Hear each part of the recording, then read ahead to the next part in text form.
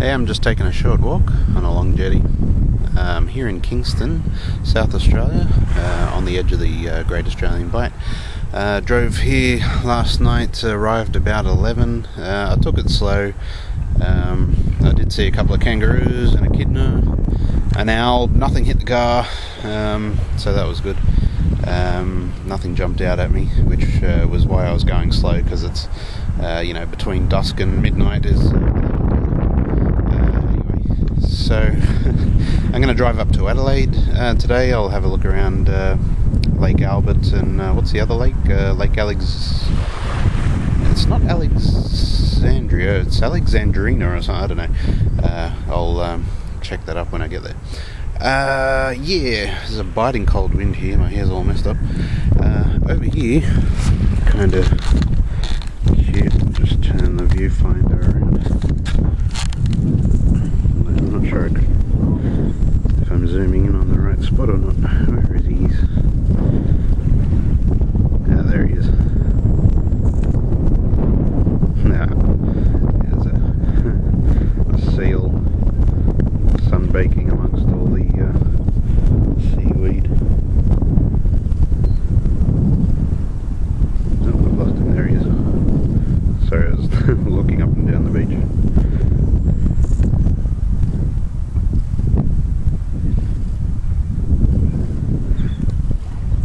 Yeah, before I left, I'll just zoom back out because that's a bit shaky. Yeah, before I left home, I was talking about visiting Wentworth, just sort of looking at family history and where people had lived and that sort of thing, and Wentworth was one of those towns on my mum's side, so I thought I'd go visit that while I was down here, and just having a look this morning. That'll be on the way back from Adelaide. That'll be I was trying to figure out how much of a detour it was going to be, but it looks like it's going to be kind of more or less on the way, so that's good. Today's going to be about maybe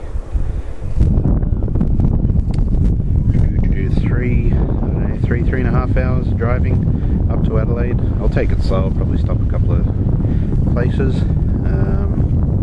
It's just there's a plaque on the end of the jetty here talking about a reef here that was named after a shipwreck, and well, they all survived, but they all had to get off the boat and walk back to Adelaide, and it took them 11 days. 11 days walking. I don't know, a bunch of biscuits and something else. I didn't have much, but I don't know, they came across people on the way that helped them out, so they all survived and got back to Adelaide, but walked for 11 days. Radio report from last night. I haven't really looked around the VHF, UHF frequencies, but there was a little bit of activity with the the DX group.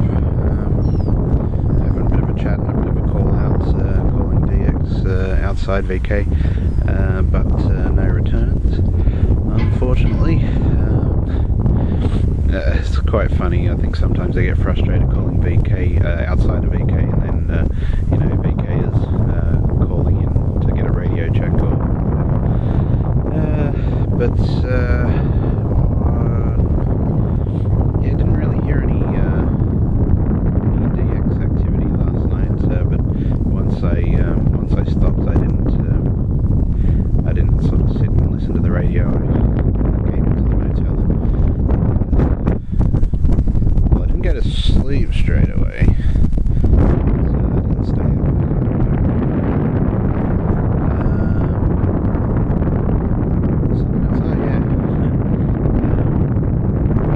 I was just thinking about down here between the country towns, and it was sort of 200 and something k's from Horsham, which is a decent sized town, to here, but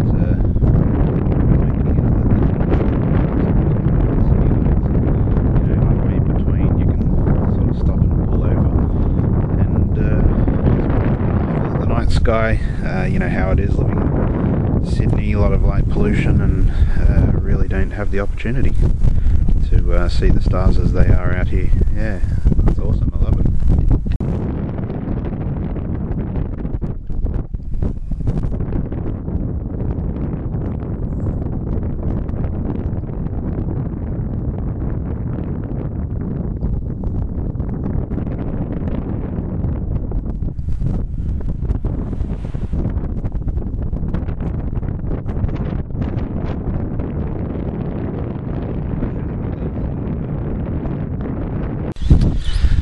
Behind me is evidence of that quirky Australian tradition of large things as tourist attractions. Big lobster. Lobster. Interesting geological formation of granites on the beach. The rest of the beach is kind of standard shellfish, born sand. It's quite a long beach, and then this odd geological feature right in the middle of it. So this place is called the Granites.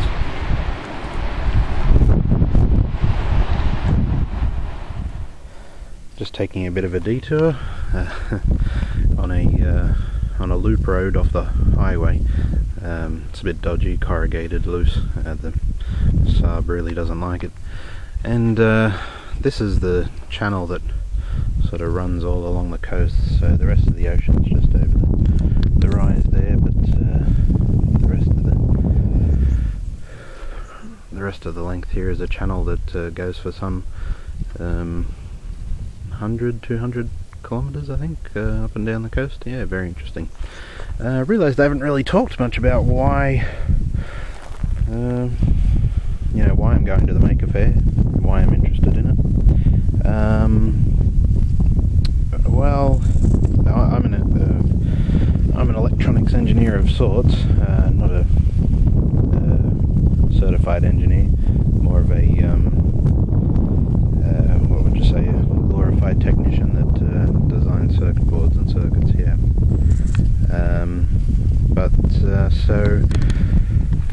Electronics and robotics and remote control and that sort of thing, yeah, it's part of Maker Faire, sort of traditionally, historically, as short as the history actually is. Whoop, just tripping over there, don't mind me. But I am interested in the other sort of aspect of it, the actual making, the creative side of it.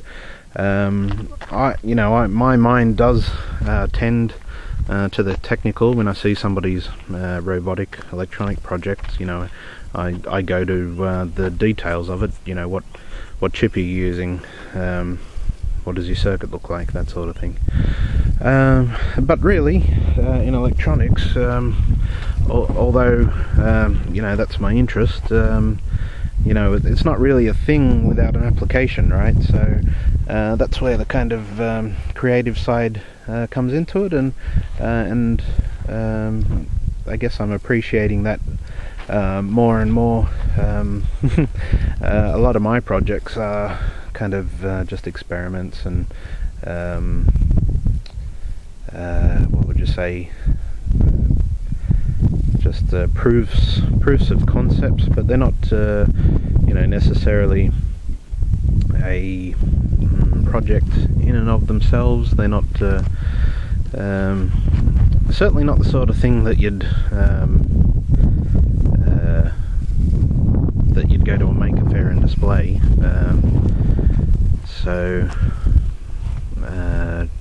I guess I'm looking for a little inspiration as well, and so even though my interest is in the electronic side of things, like I said, I appreciate the creative and the artistic side of things, and I guess I'm looking for a little inspiration there, but that's only a small part of it. I'm just interested really to see who's out there making what sort of stuff, and I guess it's nice to be to think yourself as being part of that kind of community and encouraging it, and talking to those that are in it, and things like I guess that's it really. So I'm not just talking about artistic electronics, or electronics with a creative end to it, something that you maybe doesn't have a particular pragmatic purpose, but is a cool looking thing anyway. Not just that, it's all the other stuff as well, textiles and the jewellery making and that sort of thing. Just the work and the detail and the thought that goes into that. Whether that's sort of pragmatic craft or not, maybe that's the wrong word. Whether it's just a nice thing to make, or whether it's something that has a very specific practical application as well. I guess to some degree, if you were to really boil it down, what is the practical purpose of jewellery? Well, anyway, I'm not going to argue that, because I'm going to be clumsy about it. Anyway, that's about me. I'm going to do a bit more driving. Well, there's a car coming anyway.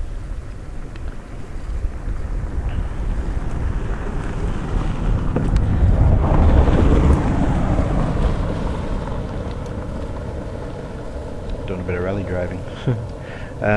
It's a bit of a grey nomads kind of route this way. A lot of four-wheel drives with trailers and camper vans and stuff on the road. So quite a bit more traffic than there has been in the last couple of days.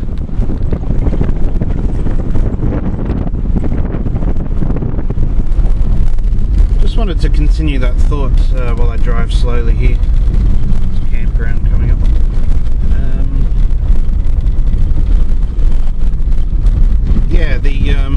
What I was talking about with creative and practical and pragmatic, just where I'm coming up at with that is that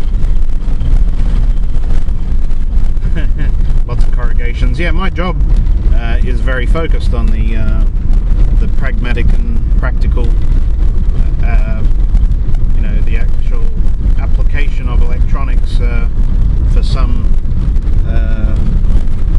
real world, getting work done kind of purpose. So kind of feel like from time to time I've got to take a step back and think about the creative as well. I'm going to pull over here, some salt flats.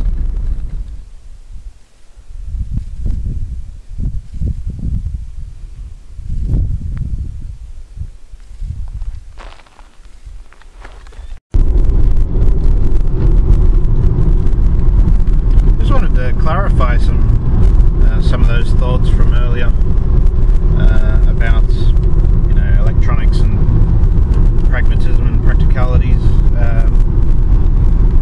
My day job and the work that we do is fairly well anchored in that idea of practical and pragmatic, and the economics of it and all the rest of it, and so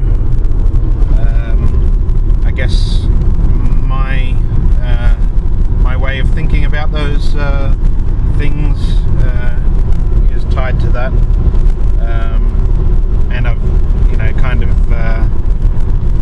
in a way I guess trained my mind to think that way.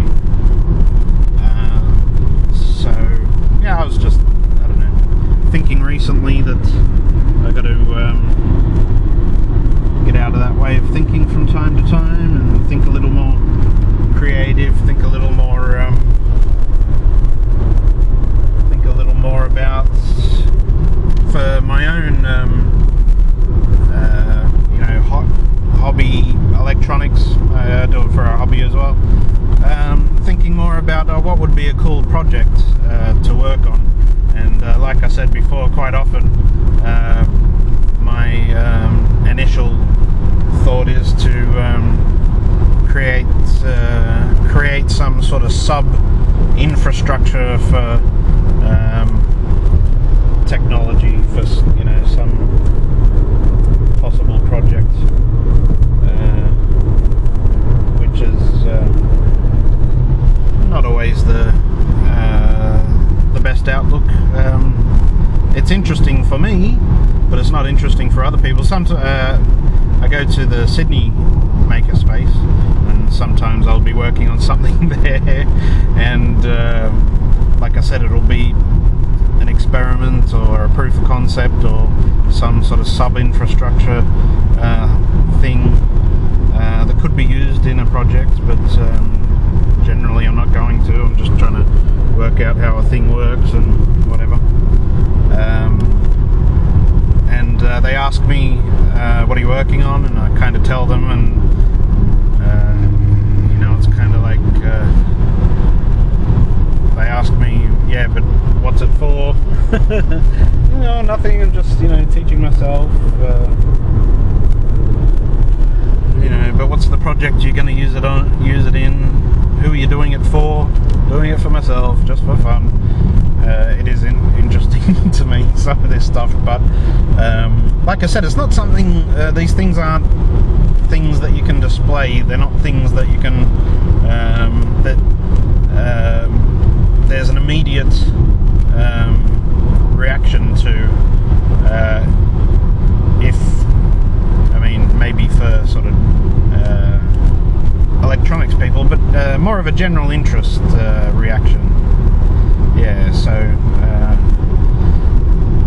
I think going to these things and sort of, I kind of don't really like the talking about the community, kind of stuff about it, because I don't know, there is a communities,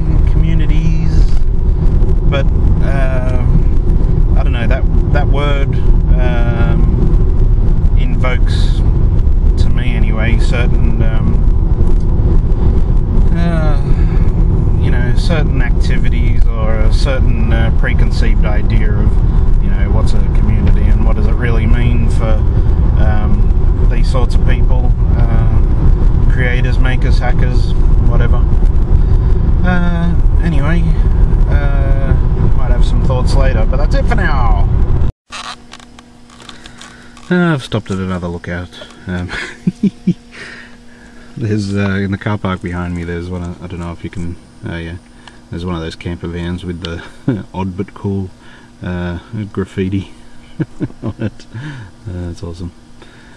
Anyway, this is supposed to be a pelican lookout, but I don't see any pelicans. Yeah. Just thinking again about that creative and practical electronics. One thing that I didn't take a video of the other day when I was at QuestaCon, I was just taking little bits of video of some of the scientific education apparatus that were about the place. There was one that I didn't take a video of, but it's probably a good example of that. Well, I guess it's a bit different. I guess, when it's science education, engineering education, that's a practical, pragmatic purpose, but yeah. Well, anyway, probably what I'm thinking more of is the simplicity of the electronics and how that's incorporated into kind of a finished thing, something interesting, immediately interesting. So there was an apparatus with a big, bass drum, kick drum rather, with a motorized, kick in it, and you put your hands onto these handlebars, and it measures your heart rate and bangs the kick drum at the same rate as your heart rate.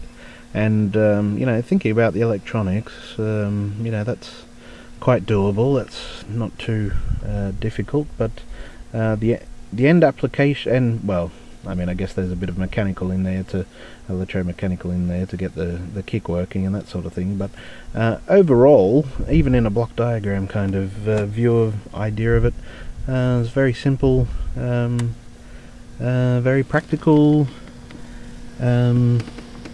Use of electronics, and it's the sort of project that I don't really think about doing. I want to do something complex. I want to do something sort of fine grained. That's usually what I go for. Anyway, I'm at Meningie. What is it? It must be 120 k's from here to Adelaide. This is Lake Albert, out in that direction over the other side of the I don't know, whatever you call it, like sand dune, sandbar, is Great Australian Bight and the ocean.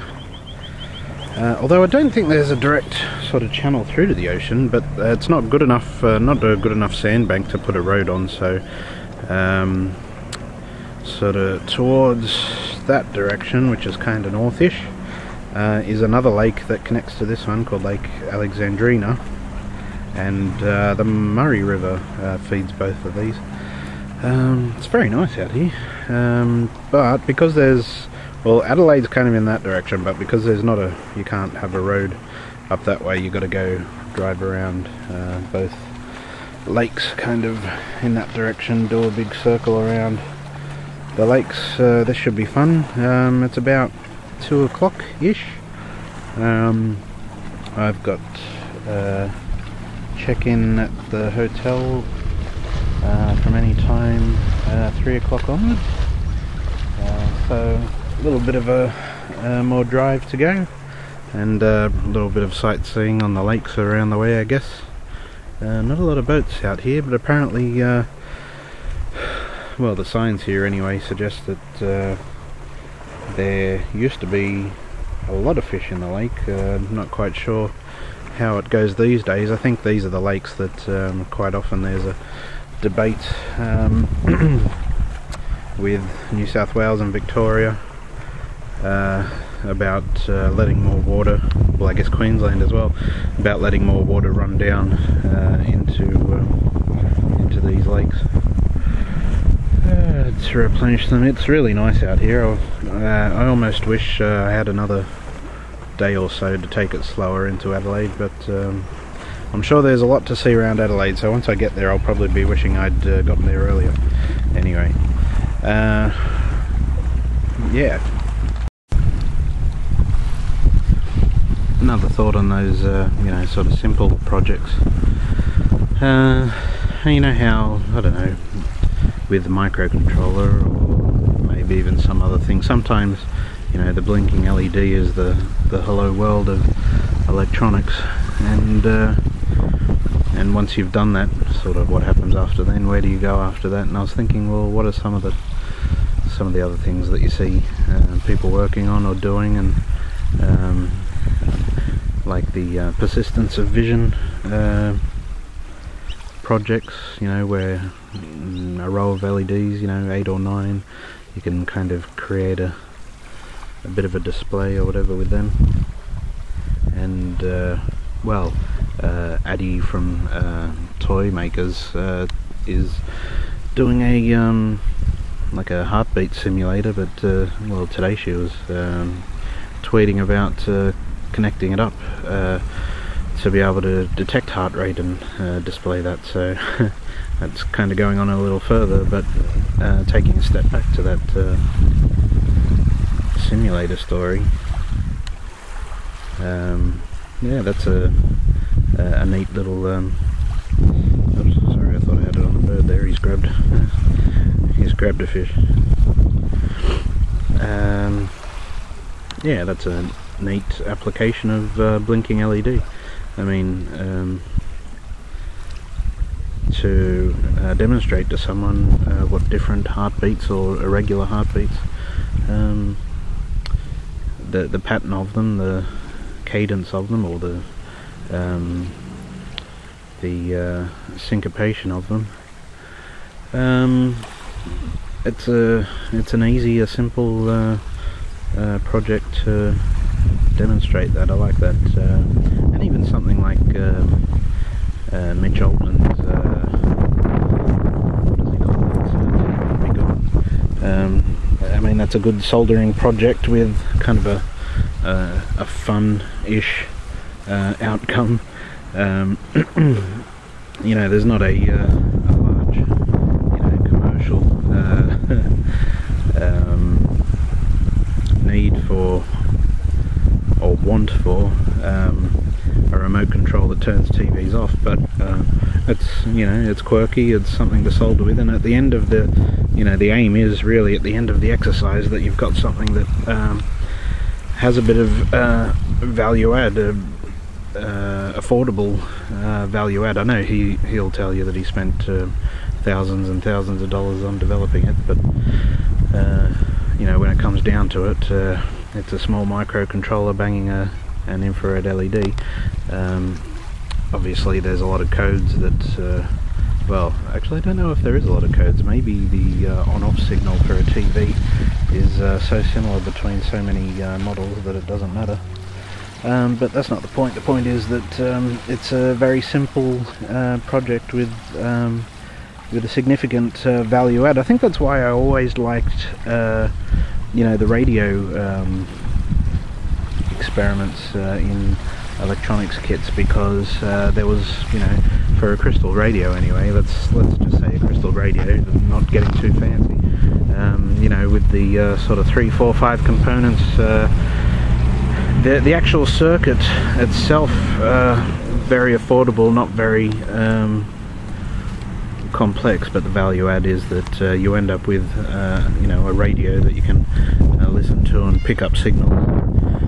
Then, you know, there's a little bit that's kind of up to you. It's you know, here's the circuit, now it's up to you to see if you can, you know, make a better antenna, stick the antenna in a better spot, all that sort of thing. So I was part of the thinking also was, if I was going to do something like put a project on Tindy or sell it on my own website, which I probably wouldn't do. I think Emil has got the right idea there, and well, that's evidenced by all the makers that have come to the you know, come to the website and put their stuff on there, and evidenced by all the other people that are coming to buy stuff from the website. So yeah, I was thinking about, well, people are, well, I don't know really what people are looking for, but, you know, price range and the value add. There's in manufacturing something for that sort of market. I guess you want to sort of, where's the line between affordable electronics and value for the customer. So you know, firmware, and because firmware would be my labour, so, you know, there's although that, you know, has a value, but that's something that I can write off. I can't really write off the hard cost of things that you'd need to buy to put something together.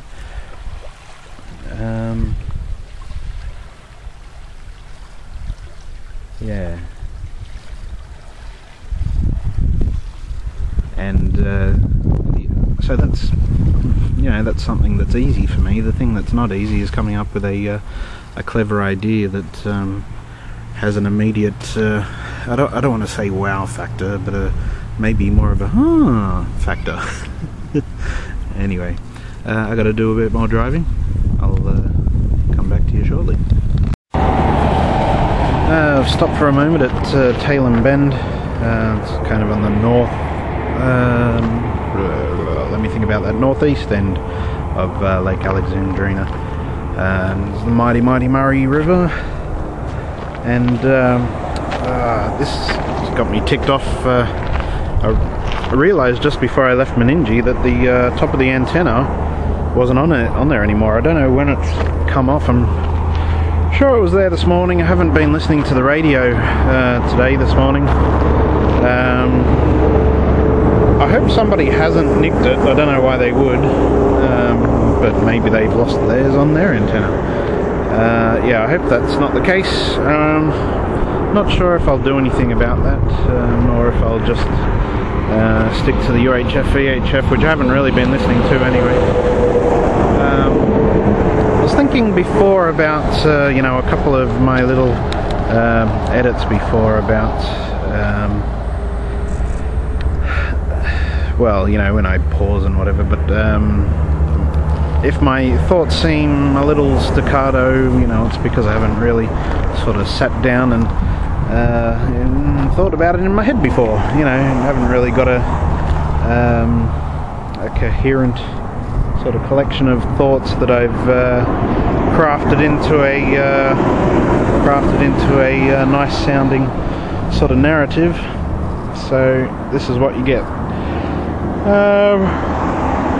Well, I think I'm just going to keep driving. I sound a bit tired. I've got that post-lunch,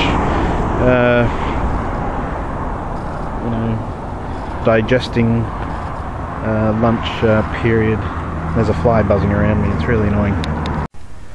Just making a stop at Mount Lofty Summit. It would have been nice to have tried a few contacts from up here, but with the antenna in the shape it is, I don't think that's going to happen.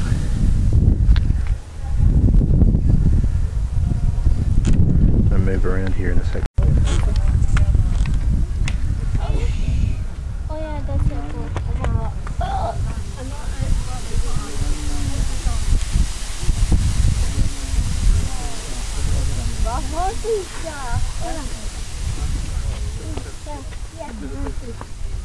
Like, come here, come here, come here.